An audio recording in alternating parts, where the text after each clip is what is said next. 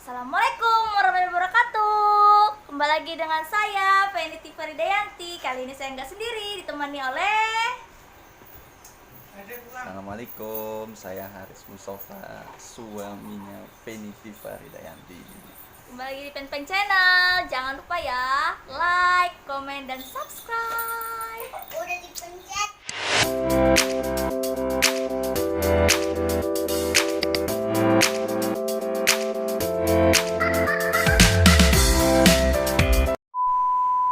Halo guys, kali ini kita mau Q&A tentang cinta. Dulu aku, kamu sekarang jadi Kita. Nah, pertanyaan pertama. Kapan punya dedek? Mas, ku ingin jadi kakak, ku ingin jadi tante. Boleh dijawab? Alhamdulillah, kan kami ini sekarang masih sama-sama kuliah. Vivi masih semester 4, saya semester 6. Dan rencananya sih kami setelah nikah, kami ingin tetap terus melanjutkan kuliah dan sebisa berusaha untuk menunda dulu sebentar sampai kemudian setidaknya Vivi selesai skripsi. Tapi kalau kemudian kita dianugerahkan sebelum skripsi, tetap kita bersyukur karena itu adalah rezeki, amanah, dan juga kita mendapatkannya dengan cara yang halal tentunya. Pertanyaan selanjutnya. Kenapa memutuskan nikah muda, Pen? Nah, kenapa ya? Kalau saya pribadi sih pengen hidup tenang ya. Karena selama ini saya enggak, bukan gitu. Selama ini saya ngerasa kayak jadi barang buronan gitu. Gak suka aku tuh pengen tenang. Mungkin dengan menikah tuh saya ngerasa tenang, Terus sekarang udah damai. tenang. Nah, pertanyaan selanjutnya, ceritain dong ketemunya bagaimana sampai nikah yang sejelas-jelasnya. Dari saya atau kau? Saya. Jadi saya cerita tentang apa yang saya alami.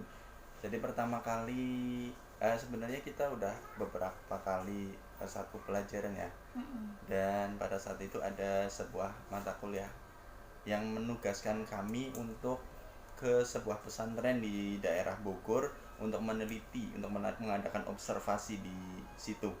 Kemudian saya diamanahkan untuk menjadi pembawa acara dan Feni ditugaskan untuk sebagai apa, sebagai dokumentasi. Artinya dia moto-moto ketika termasuknya saya ketika saya berada di depan, otomatis Feni moto-moto saya. Tapi sebelum itu dan setelah itu sebenarnya belum terlalu ada perasaan sih. Dan setelah beberapa minggu kayaknya baru kemudian malamnya malamnya ngechat nomornya Mbak Hana salah nomor. Oh iya, salah nomornya. Saya enggak, tapi iya itu pertama kali ngechat itu salah. Ketika saya mau mencari nomornya temennya dia, Mbak Hana, entah waktu itu saya perlu apa gitu, ngechatnya ke Feni, nggak sengaja, itu sama sekali nggak sengaja. Terus selanjutnya beberapa waktu kemudian Feni ngirim foto saya. Yes. Ya, foto hasil dari observasi itu dikirim ke saya. Kemudian di situ mulai ada perbincangan. Perbincangan tentang mata kuliah sih sebenarnya. Lebih ke diskusi tentang agama atau tentang kuliah ya, itu. seperti itu. Terus lama-lama saya mulai asik nih diajak ngobrol. Chattingan aja. Terus pada suatu waktu saya itu paket datanya itu habis. Terus saya nanyalah teman-teman di kelasnya, ini yang jual pulsa. Kemudian teman-teman yang lainnya mengatakan yang jual itu Feni gitu. Artinya tolong dong sampaikan ke Feni biar diisi pulsa gitu. Saya mau beli pertama, oh ini yang namanya Feni gitu. Nanti baru ngeh gitu, walaupun sudah tahu cuman baru oh ini namanya Feni gitu. Ya terus pada saat kemudian ya mau bayar. Terus aku bilangnya ke Bu Dewi gitu. Oh iya. Iya, nanti pada saat itu beli yang kedua yang pertama, yang beli pertama kan saya nunggu kamu tuh sampai selesai maghrib tuh ya kan, baru kemudian saya kasih. Tapi Feni tidak menghadapkan wajahnya, apalagi senyum dulu aja begini.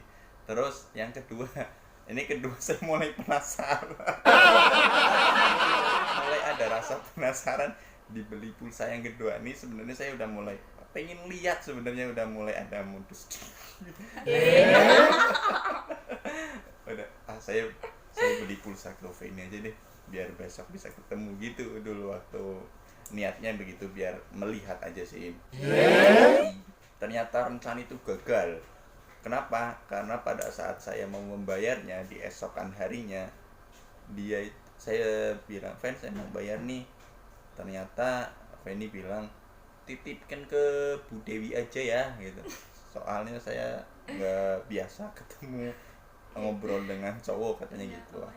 Wah, kok gitu ya gitu. Pertama mikir gitu, tapi saya justru di situ berpikir bahwa oh ternyata dia bukan orang yang mudah berinteraksi dengan seseorang yang lawan jenis atau seseorang yang bukan mahram buat dia. Setelah ada diskusi kemudian muncullah saya nanya apakah mau minta, saya nawarin gitu, karena kan sepertinya Mbak Feni juga kepengen tahu informasi tentang saya. Terus Mbak awalnya nanya dulu kan, Penny masih umur 20 tahun nih, Penny udah siap nikah belum?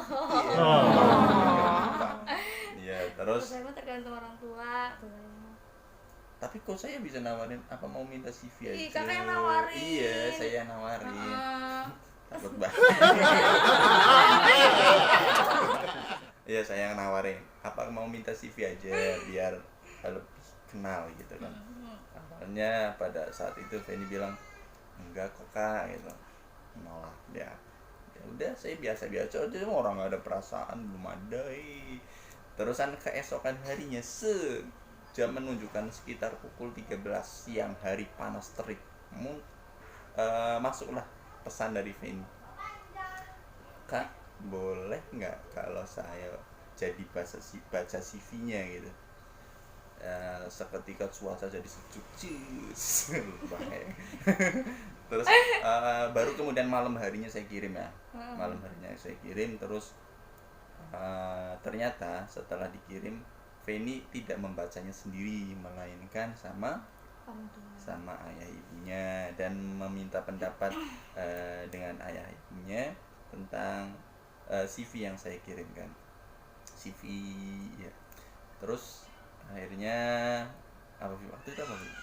Respon keluarga Respon ya dari, kayak ada peluang besar, cuman masih ada tanggungan seperti itu. Karena memang belum mempersiapkan kalau Feni bakal nikah di masa kuliah. Iya. Belum kepikiran. Iya kan. Kalau saya sendiri waktu itu ditanya, "Emang kapan itu?" Iya, emang rencana nikah kapan? Iya, kalau saya waktu itu memang kepenginnya itu sebelum bulan puasa gitu.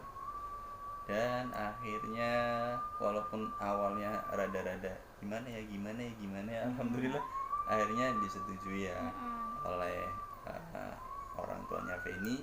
Dan kemudian setelah dipersilahkan untuk silaturahim ke rumah, Feni mengatakan kepada saya, "Silahkan kalau mau main ke rumah, karena ayah saya sedang libur 3 hari gitu." Ketika mendapatkan tawaran itu, saya tentu senang, cuman saya nggak mau bergerak dengan tanpa musyawarah. Jadi saya otomatis pulang dulu ke kampung saya di Pemalang, Jawa Tengah, untuk berdiskusi dengan ayah saya, dengan keluarga saya, dan alhamdulillah mereka mendukung.